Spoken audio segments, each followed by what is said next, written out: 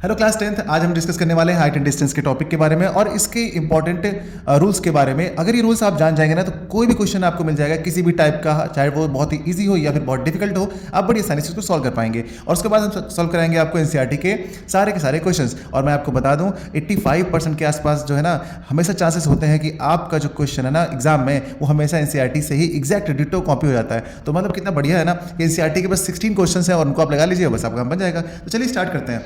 सबसे पहले हमें क्या पता होना चाहिए हाइट एंड डिस्टेंस के लिए? हमें पता होना चाहिए बेटा कि एक राइट एंगल ट्रायंगल के बारे में, ठीक है ना। सबसे पहले हम बनाते हैं एक राइट एंगल ट्रायंगल, ठीक है, सभी को पता है ये एक राइट एंगल ट्रायंगल है। उसके बाद यहाँ पर आपको पता है कि ये 90 डिग्री बनता है, ओके। अगर हम बात करें इसकी लॉन्गेस्ट साइड तो ये वाली दिख रही है आपको, इसकी नेमिंग कर लेते हैं। ये ए, इसको नाम बी देते हैं और इसको नाम सी देते हैं, ठीक है। तो जो ए सी है ना वो आपका हाइपोटेन्यूज है क्योंकि वो लॉन्गेस्ट साइड है। हमेशा ट्रायंगल की लॉन्गेस्ट साइड को हम लोग हाइपोटेन्यूज बोलते हैं और उसको हम यहाँ पर एच से इंडिकेट कर रहे हैं बच्चों, किससे? एच से। चलिए बढ़िया। उसके बाद ये ट्रायंगल जो है अपना किस पे टिका हुआ है, इसका बेस क्या लग रहा है? ए बी इसका बेस लग रहा है तो इसको हमने बेस सपोज कर लिया, ठीक है। और ये जो एंगल है आपका, ये जो ए एंगल दिख रहा है और हम सपोज कर रहे हैं कि एंगल ए ही है अपना यहाँ से, तो ए के सामने वाली साइड जो भी होगी वो हमेशा परपेंडिकुलर होगी। ये चीज़ आप ध्यान रखिएगा। यानी कि इतना रूल आपको पता होना चाहिए कि जिस भी एंगल की बात कर रहा होगा वो, तो एंगल के फ्रंट वाली साइड हमेशा परपेंडिकुलर होती है, ठीक है। और जिस पर ट्रायंगल टिका होता है वो बेस होता है आपका, और यहाँ पर ये लॉन्गेस्ट साइड हाइपोटेन्यूज होती है। यानी हाइपोटेन्यूज जो है ट्रायंगल में हमेशा फिक्स रहेगी क्योंकि वो लॉन्गेस्ट साइड होती है, और परपेंडिकुलर हमेशा एंगल के फ्रंट वाली साइड होती है। तो जो साइड बचेगी वो चाहे ये बचे चाहे ये बचे, वो हमेशा क्या हो जाएगी? बेस हो जाएगी। इतनी बात आपको पता है? अच्छा ठीक है। तो ट्रिग्नोमेट्री के कुछ इंपॉर्टेंट रूल्स हैं वो आपको पता होना चाहिए। जैसे कि आपको पता होना चाहिए कि साइन ए क्या होता है, ठीक है ना, साइन ए क्या होता है। फिर उसके बाद पता होना चाहिए आपको कॉस ए क्या होता है,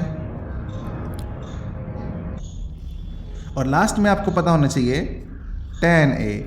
अच्छा, इनके जो आपने रेशियो समझे थे, पढ़े थे ट्रिग्नोमेट्री की क्लास में, वो क्या थे? देखिए, अगर साइन का फॉर्मूला लगाते हैं हम, साइन ए के रिस्पेक्ट में तो ये हो जाएगा परपेंडिकुलर और ये हो जाएगा हाइपोटेन्यूज, यानी कि p/h।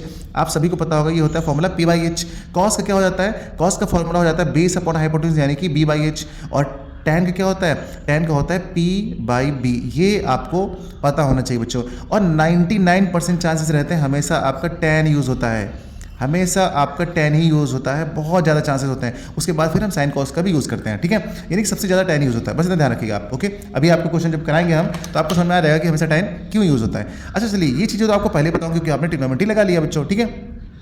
अच्छा, और अगर पूरी ट्रिग्नोमेट्री आपको नहीं भी आती ना तब भी कोई दिक्कत नहीं है, बस खाली यही आपको पता होना चाहिए। और इनके रेसिप्रोकल्स क्या होते हैं? साइन का अपोजिट क्या होता है? कॉसेक, तो ये हो जाएगा कॉसेक का हो जाएगा h/p। कॉस का क्या होता है? सेक, तो ये हो जाएगा h/b। और tan का क्या होता है? कॉट, तो ये हो जाएगा b/p। यानी कि जस्ट इनका अपोजिट हो जाएगा रेसिप्रोकल में, बस इतनी सी बात ध्यान रखिए। तो ये एक सिंपल सी प्रॉपर्टीज है, रूल्स है जो आपको पता होना चाहिए हाइट एंड डिस्टेंस सॉल्व करने के लिए, सबसे इजी। अब यहाँ पर आपके पास क्वेश्चंस कैसे आएंगे? देखिए, अगर आपके पास क्वेश्चंस आते हैं तो वो क्या क्या क्राइटेरिया डिमांड करते हैं, किस किस तरीके से? देखिए, सबसे पहले तो ये होगा कि एक बिल्डिंग है मान लीजिए, तो आप इसको एकदम स्ट्रेट बनाएंगे। एक बिल्डिंग है, एक टावर है, एक पेड़ है, कुछ भी है, आप उसको बिल्कुल स्ट्रेट बनाएंगे। चलिए ठीक है, आपने बना लिया।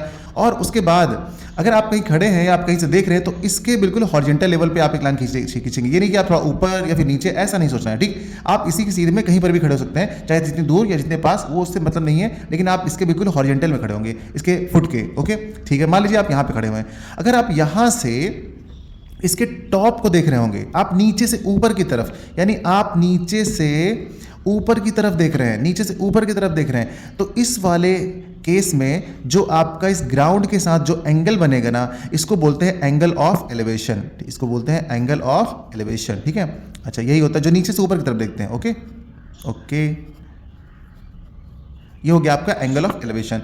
और अगर यहीं पर इसी केस में आप ऊपर जाकर खड़े हुए हैं, या मान लीजिए टावर है और आप टावर के ऊपर कुछ काम कर रहे हैं, तो अगर आप ऊपर से किसी चीज़ को देख रहे हैं, कोई चीज़ बहुत दूर से चली आ रही है, मान लीजिए कि यहाँ पर कोई ये चीज़ और आ रही है, एक चीज़ यहाँ पर एक कार है जो यहाँ से आ रही है, और इस कार को आपने ऊपर चढ़ के देखा। जब आपने ऊपर चढ़ के देखा तो आप यहाँ से कुछ ऐसे देख पा रहे होंगे, इसको ऐसे देख पा रहे होंगे ना, आप ऊपर से नीचे देख रहे हैं ना, ठीक है, आपने यहाँ से देखा इसको। लेकिन जब आप इसको देख पा रहे होंगे ना, तो आपका जो एंगल बनेगा ना, एंगल ऑफ डिप्रेशन बनेगा। और वो कैसे बनेगा बच्चों? वो क्या होगा कि ये जो हॉरिजॉन्टल लाइन थी ना, इसी के पैरेलल में आपको एक लाइन अपने मन से ऐसे ही ड्रॉ कर लेनी, बिल्कुल उसके पैरेलल, ठीक है ना। एक इसके पैरेलल आपने एक लाइन ड्रॉ कर ली, और आप यहाँ पे बैठे हुए हैं, तो यहाँ से जब आप इसको देख रहे हैं ना, तो ये जो एंगल बन रहा है ऊपर वाली लाइन के रिस्पेक्ट में, इसी को बोलते हैं एंगल ऑफ डिप्रेशन। आप समझ गए ना, इसी को बोलते हैं एंगल ऑफ डिप्रेशन। चलिए बहुत बढ़िया।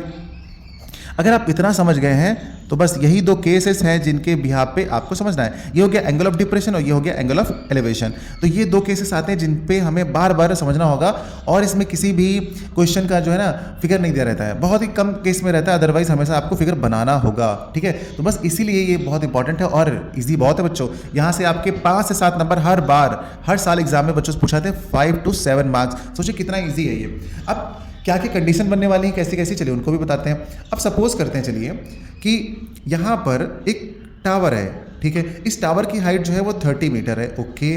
और इस टावर को आप जो देख रहे हैं यहाँ से खड़े होकर के देख रहे हैं, आप यहाँ पर खड़े हुए हैं और इस टावर को देख रहे हैं। जब आप देख रहे हैं ना तो आपका जो एंगल बन रहा है वो बन रहा है 45 डिग्री, 45 डिग्री एंगल बन रहा है। और आपसे पूछा जा रहा है कि आप बताइए कि आप इस टावर से आप कितनी दूरी पर खड़े हैं। तो आप क्या करेंगे, सबसे पहले इसको इस तरह बना लेंगे और यहाँ से इसकी लेबलिंग कर देंगे, कर दिया आपने। अब आपको निकालना होगा ए बी की डिस्टेंस, जिसको निकालना है आप उसको एक्स सपोज कर लीजिए, कोई दिक्कत नहीं, ठीक है। अब यहाँ पर देखिए आप अप्लाई करेंगे इस ट्रायंगल में, तो आप लिखेंगे in triangle A B C, in triangle A B C की बात कर रहे हैं, तो यहाँ पर आप लिखेंगे tan 45 डिग्री। अब क्वेश्चन ये आता है सर tan ही क्यों लिया, तो tan इसलिए लिया बेटा, देखिए क्योंकि यहाँ पर है ये एंगल और एंगल के सामने वाली साइड क्या होती है, हमेशा परपेंडिकुलर होती है। बहुत बढ़िया, ठीक है ना। और ये वाली तो हाइपोटेन्यूज है और ये हमारे पास कुछ है भी नहीं और इसको पूछा भी नहीं गया, पूछा गया हमसे ये बेस। तो अगर P और B जिसमें आ रहे हैं वो सिर्फ tan का ही फॉर्मूला होता है, तो यहाँ पर हम लिख देंगे BC अपॉन AB। और यहाँ पर जो tan की वैल्यू है वो कितनी होती है, 1 होती है। इसका मतलब आपको इनकी डिग्री वाली वैल्यूज भी पता होनी चाहिए, ये कंफर्म है क्या, इसकी वैल्यूज आपको पता होनी चाहिए। देखिए BC के प्लेस हम कितना पुट कर देंगे 30, ओके, और AB हमारा कितना है x है। अब x को इधर मल्टीप्लाई कर देंगे तो x बन जाए x हो जाएगा और ये हो जाएगा आपका 30।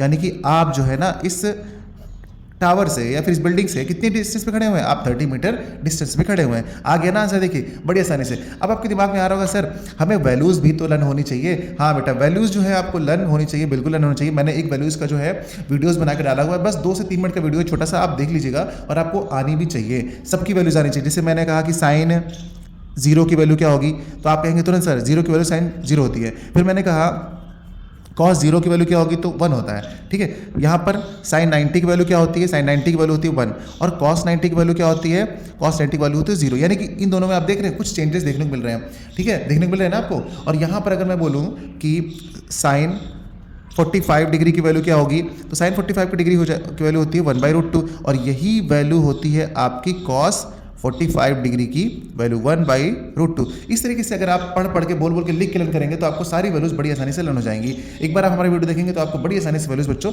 लर्न हो जाएंगी। अब आपको ये बताना होगा मुझे कि जो tan होता है, tan 90 जो होता है ना, इसकी वैल्यू क्या होती है, ये आप हमें कमेंट बताइएगा कि सर tan 90 की वैल्यू क्या आएगी। मैं आपको छोटी सी हिंट देता हूँ कि जो tan होता है ना, tan थीटा, इसका फॉर्मूला होता है एक और sin theta upon cos theta.